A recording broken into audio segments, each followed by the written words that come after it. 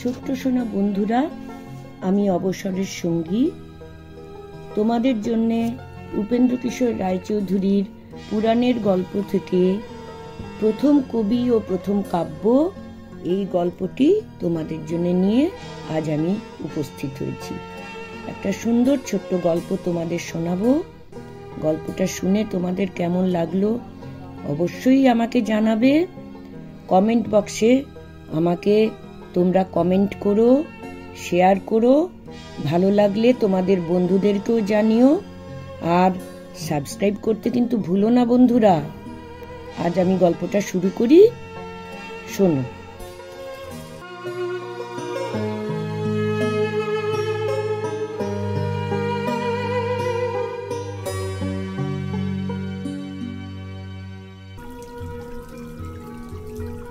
তমসা নদীর ধারে বাল্মীকি মুনির তপবন ছিল।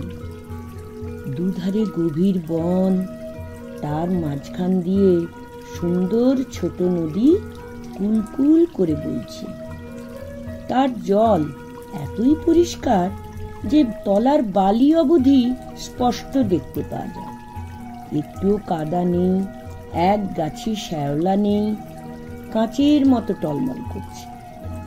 বাল্মীকি নদীর ধারে বেড়াতে এলেন। বাল্মীকি মুনি নদীর ধারে বেড়াতে এসে কি দেখলেন? দেখলেন সেই নদীর নির্মল জল। তার মনে দারুণ সুখ হলো। সঙ্গে তার শিষ্য ভরদ্বাজ ছিলেন। তাকে তিনি বললেন, দেখো ভরদ্বাজ, নদীর জল কি নির্মল, যেন সাধু লোকের মন। আমার বলকল দাও, আমি এখানেই স্নান করব। সেইখানে দুটি বক নদীর ধারে খেলা করছিল। এমন সুন্দর দুটি পাখি এবং তাদের মিষ্ট ডাক, তারা মনের আনন্দে এমনি চমৎকার খেলা করছিল যে মুনি আর চোখ ফেরাতে পারলেন না। পাখি দুটির উপরে মুনির কেমন স্নেহ জন্মে গেল। তিনি স্নানের কথা ভুলে কেবলই তাদের খেলা দেখতে লাগলেন। এমন সময় কোথা থেকে এক দুষ্ট ব্যাধ এসে পাখি দুটির পানে তীর ছুঁড়ে মারল। এমন সুখে পাখি দুটি খেলা করছিল, তাদের কোনো দোষ ছিল না, কোনো বিপদের কথা তারা জানতো না। অথচ এমন নিরীহ জীবকে বধ করে মারতে হয়, এমন নিষ্ঠুর লোকও হয়। তীর খেয়ে পুরুষ পাখিটি যন্ত্রণায় ছটফট করতে লাগলো। মেয়ে পাখিটি শোকে আর ভয়ে কেঁদে আকুল হলো। মুনি আর এ দুঃখ সইতে না পেরে ব্যাধকে বললেন, ওরে ব্যাধ, এমন সুখে পাখি দুটি যে খেলা করছিল, তাদের তুই বধ করলেই তোর কখনো ভালো হবে না।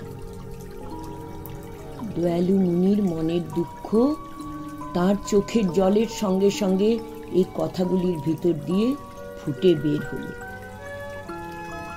সেই কথায় আপনা থেকেই ছন্দ এসে তা কবিতা হয়ে গেল। সেই কবিতাই সকলের প্রথম কবিতা। তার পূর্বে কেউ কবিতা রচনা করেননি। মুনি আশ্চর্য হয়ে বললেন, এ কি চমৎকার কথা আমি বললাম! আমি কিছুই জানি না, তবু এতে বিনাট ছন্দের মতো কেমন সুন্দর ছন্দ সৃষ্টি হলো। এর 4 ভাগে সমান সমান অক্ষর হলো। আমি বলি এর নাম শ্লোক হোক, কেননা আমার শোকের সময় এই আমার মুখ দিয়ে বের হয়েছে। ভরদ্বাজও বললেন, গুরুদেব, কি সুন্দর কথা! এমন কথা তো আর কেউ কখনো বলেনি। এর নাম শ্লোকই হোক। তারপর মুনি স্নান শেষ করে ঘরে এসে সেই পাখির সেই সুন্দর ছন্দের কথা ভাবছেন। ঠিক এমন সময় ব্রহ্মা এসে উপস্থিত হলেন সেখানে। পাখি দুটির দুঃখে কাতর হয়ে মুনি আর ব্রহ্মাকে অন্য কথা বলবার অবসর পেলেন না। তাকে সেই দুষ্ট ব্যাধের কথা বলে সেই কবিতাটি গেয়ে শোনালেন। তা শুনে ব্রহ্মা বললেন, বাল্মীকি, তোমার এই কবিতার নাম শ্লোকই থাক। এইরূপ শ্লোক লিখে তুমি রামের বৃত্তান্ত বর্ণনা করো। সে বড় সুন্দর কাহিনী, তা যে পড়বে তারই মঙ্গল হবে। তুমি যা লিখবে তার একটি কথাও মিথ্যা হবে না। যতদিন পৃথিবীতে পর্বত আর নদী থাকবে ততদিন লোকে তোমার রামায়ণের আদর করবে, আর যতদিন রামায়ণের আদর থাকবে ততদিন তুমি স্বর্গে গিয়ে অমর লোকে থাকতে পারবে। এই বলে ব্রহ্মা চলে গেলেন। আর তাঁর কথাগুলি মনে করে বাল্মীকি বললেন, এরূপ মিষ্ট শ্লোক দিয়ে আমি রামায়ণ রচনা করব। তারপর সেই ধার্মিক মুনি কুশাসনে বসে জোর হাতে ভগবানকে স্মরণ পূর্বক রামায়ণ লিখতে আরম্ভ করলেন।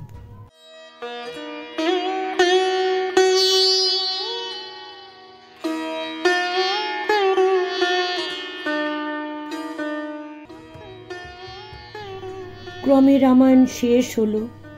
তখন মুনি ভাবলেন, কাব্য তো শেষ হলো, এখন এই কাব্য গাইবে কে? ঠিক সেই সময়ে কুশীলব নামে দুই ভাই এসে তাকে প্রণাম করলেন। দুটি ভাই রামেরই দুই পুত্র। মুনির বেশে সেই আশ্রমে থেকে লেখাপড়া শেখে। দেবতার মতন সুন্দর, গন্ধর্বের মতন মিষ্ট গান করে। মুনি বললেন, এই আমার রামায়ণের উপযুক্ত গায়ক। সেই দুটি ভাইকে পরম যত্নের সঙ্গে মুনি রামায়ণ শিক্ষা দিলেন। তারপর একদিন সকল মুনিদিগকে সভায় ডেকে সেই রামায়ণের গান তাদের শোনানো হল।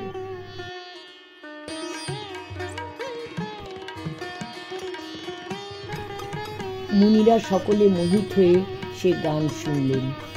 তাদের চোখ দিয়ে দর দর ধারে জল পড়তে লাগলো, আর মুখ দিয়ে ক্রমাগত কেবল আহা আহা এই শব্দ বের হতে লাগলো। শেষে তারা আর স্থির থাকতে পারলেন না।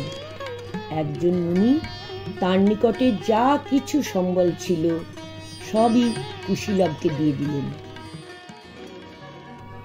অন্যেরা কেউ বলকল, কেউ হরিণের ছাল, কেউ কমণ্ডলু, কেহ বা কুড়াল, কেহ কৌপিন ইত্যাদি দিলেন। একজন মুনি কাঠ আনতে চাইলেন।